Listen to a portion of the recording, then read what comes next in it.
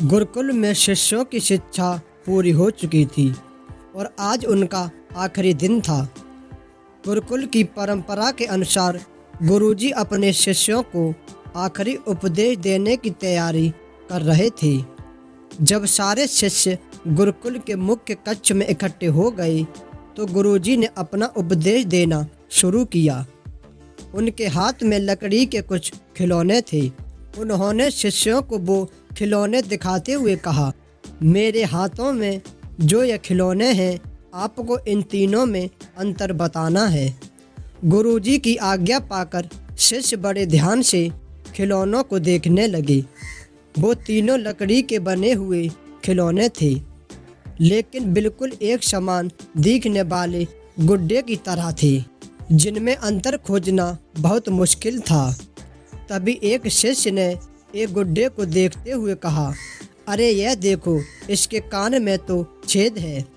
यह संकेत काफ़ी था।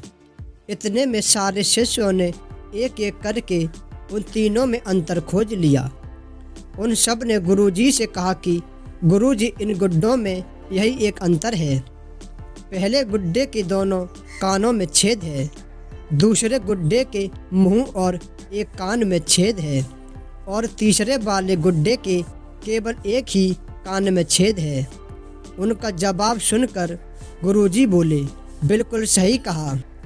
अब गुरुजी ने शिष्यों को धातु का एक पतला तार देते हुए उसे गुड्डों के कान में डालने को कहा।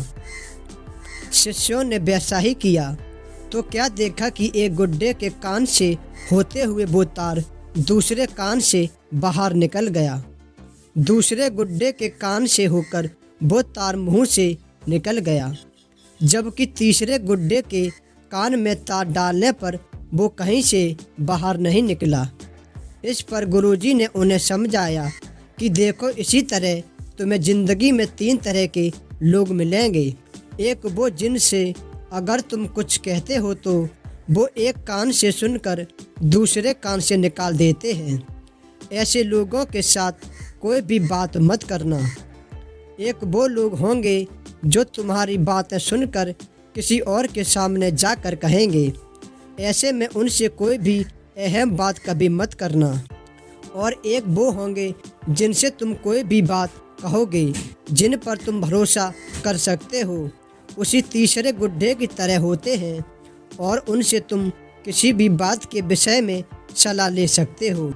ऐसे लोग तुम्हारी ताकत बनेंगे। बस आपको सही लोगों की परख होना आवश्यक है। जीवन में ज़रूरी होता है सही और विश्वास पात्र लोगों को परख पाना। अगर कहानी अच्छी लगी हो तो वीडियो को लाइक और चैनल को सब्सक्राइब जरूर करें और ऊपर वाली घंटी को भी दबा दें ताकि आने वाली वीडियो की नोटिफिकेशन आपको मिलती रहे। आपको किस तरह की कहानी चाहिए हमें कमेंट करके जरूर बताएं।